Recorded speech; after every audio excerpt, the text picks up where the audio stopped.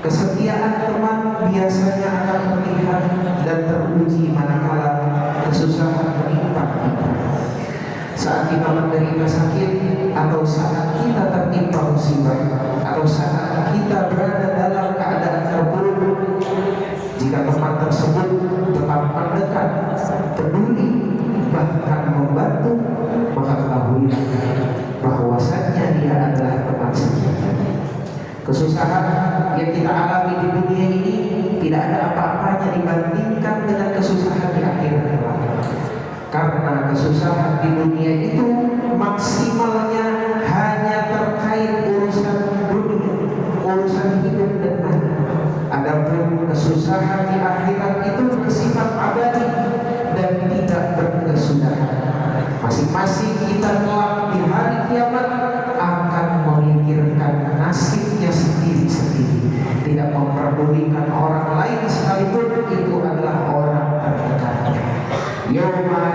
Yawma yafirrul mar'u min akhihi wa ummihi wa abihi wa sahibatihi wa banihi likulli imri'in minhum yawma idzin sha'nun yughnihi. Pada hari ketika manusia lari dari saudara-saudaranya, dari ibunya dan dari bapaknya, dan dari istrinya dan dari anak-anaknya, sampai orang dari mereka pada hari itu mempunyai urusan yang cukup menyibukkan dirinya masing-masing.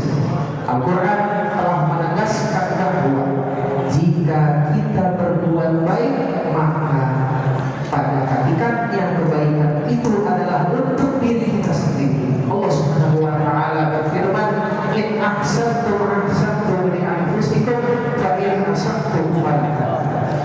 Jika kamu berbuat atau berbuat baik, berarti kamu berbuat baik untuk dirimu sendiri. Dan jika kamu berbuat jahat atau buruk, maka kejahatan itu adalah untuk dirimu sendiri juga.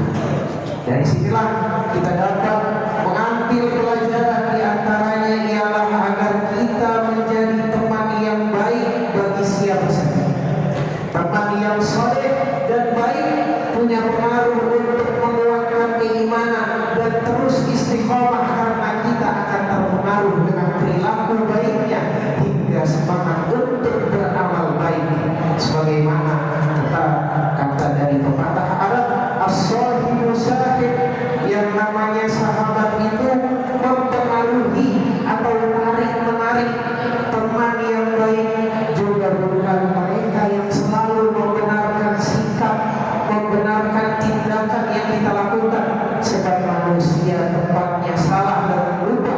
Manusia al-insanu mahalul khata' wan nisyan. Manusia itu adalah tempatnya salah dan lupa. Ada kalanya berbuat hilaf dan dosa. Disinilah pentingnya teman yang baik, yang mampu mengingatkan, menyadarkan, mengajak kembali ke jalan yang benar. Dalam penjelasannya, Imam Syafi'i menekankan kedudukan teman di dalam Islam. Imam Syafi'i berkata, jika kau punya teman yang selalu membantumu dalam rangka ketaatan kepada Allah, berpeganglah erat dia. Jangan pernah kau lepaskan, karena mencari teman yang baik itu sulit, tetapi melepaskannya sangatlah mudah.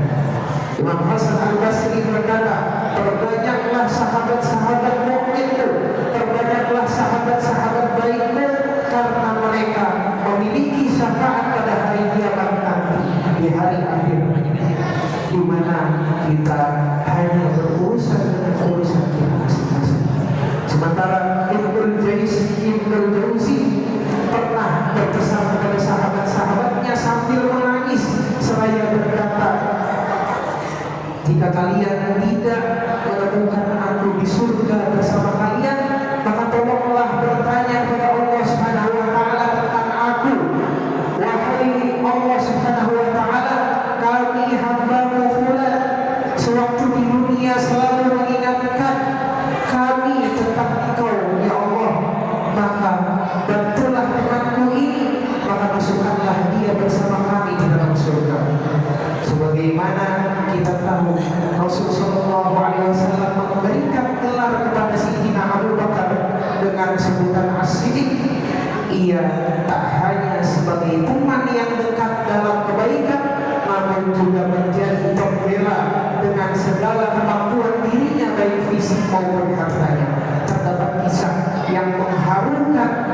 kaitannya dengan kedekatan antara Nabi Muhammad SAW dengan Sayyidina Abu Bakar Siddiq radhiyallahu anhu. Sayyidina Abu Bakar Siddiq radhiyallahu anhu paham betul bahwa Rasul SAW ingin agar dia membebaskan Bilal bin Rabah radhiyallahu anhu. Namun Rasul SAW pada saat itu tidak mampu untuk membebaskan Bilal bin Rabah. Sementara Sayyidina Abu Bakar Siddiq radhiyallahu anhu adalah saudagar yang kaya raya, maka Abu Bakar radhiyallahu anhu datang lalu membebaskan Sayyidina Bilal bin Rabah walaupun dengan harga yang sangat mahal. Dan ada 7 sahabat yang dahulu merupakan budak yang dibebaskan oleh Sayyidina Ali radhiyallahu anhu.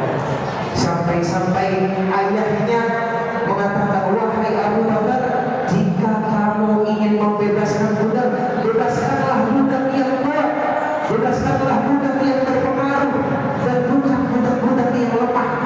Kemudian Sayyidina Abu Bakar mengatakan kepada ayahnya, abadi, ayahku, yang aku cari bukan itu, yang aku cari adalah ridho Allah Subhanahu wa Ta'ala.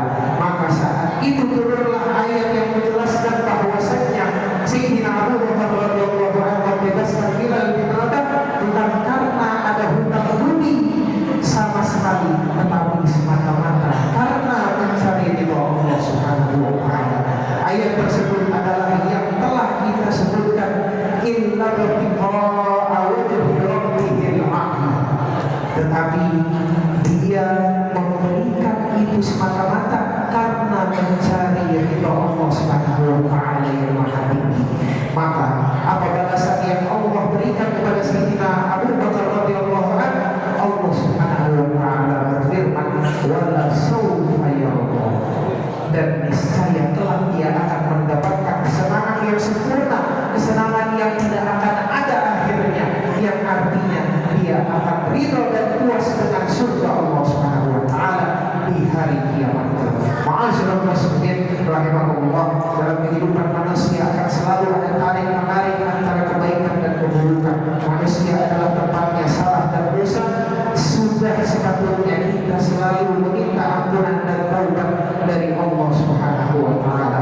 Ma'asyiral muslimin rahimakumullah, Rasul telah meninggalkan kita sosok teladan yang menjadi panutan seluruh umat manusia tertiada. Beliau menunjukkan kepada kita contoh manusia sekaligus sahabat sejati bagi umatnya. Beliau mewasiatkan kepada kita dengan meninggalkan 2 perkara yang harus kita lakukan. Rasul sallallahu alaihi wasallam bersabda, taraktu fiikum amrayni man tamassaktum bihima lan tadillu abadan, kitabullah wa sunnati Rasulillah sallallahu alaihi wasallam. Aku tinggalkan pada kalian 2 perkara yang apabila kalian berpegang teguh kepada keduanya, maka tidak akan pernah tersesat selamanya. Yang pertama adalah Al-Quran, dan yang kedua adalah sunnah Nabi Muhammad SAW. Demikianlah khutbah yang singkat ini. Semoga khutbah yang singkat ini bermanfaat untuk khatib khususnya dan untuk kita semua umumnya. Semoga kita tergolong umat Nabi Muhammad SAW yang berusaha mempelajari sunnahnya, lalu mengikutinya, mengamalkannya, serta mengimplementasikannya dalam seluruh aspek kehidupan. Amin amin ya rabbal alamin. Ja'alallahu wa iyyakum minal faizin al-amin wa adkhalana wa iyyakum fi zumratil ladhil mu'minin. A'udzu billahi minasy syaithanir rajim. Bismillahir rahmanir rahim. Ya ayyuhalladzina amanu taqullaha wa qulu qawlan sadida. Barakallahu fi wa lakum fil Qur'anil azim wa nafa'ani wa iyyakum bil ayati wa dzikril hakim. Innahu ta'ala jawadun karimun malikun rahimur rahim. Allahumma shalli ala sayyidina Muhammad wa ala ali sayyidina Muhammad.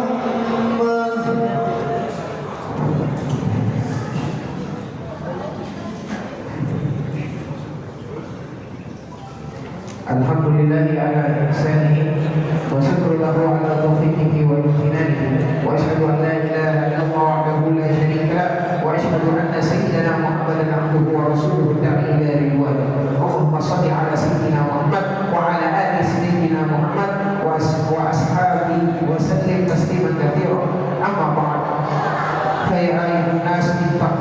ما أمر واتقوا كما نهى واعلموا أن الله أمركم بأمر بدا فيه بنفسه وأثنى بملائكته بقدسه وقال تعالى إن الله وملائكته يصلون على النبي يا أيها الذين آمنوا صلوا عليه وسلموا تسليما اللهم صل على سيدنا محمد صلى الله عليه وسلم وعلى آل سيدنا محمد وعلى أنبيائك ورسولك وملائكة المقربين وارضى اللهم عن الخلفاء الراشدين أبي بكر وعمر وعثمان وعلي وعن بقية الصحابة والتابعين والتابعين التابعين لهم بإحسان إلى يوم الدين وارضى عنا معه برحمتك يا أرحم الراحمين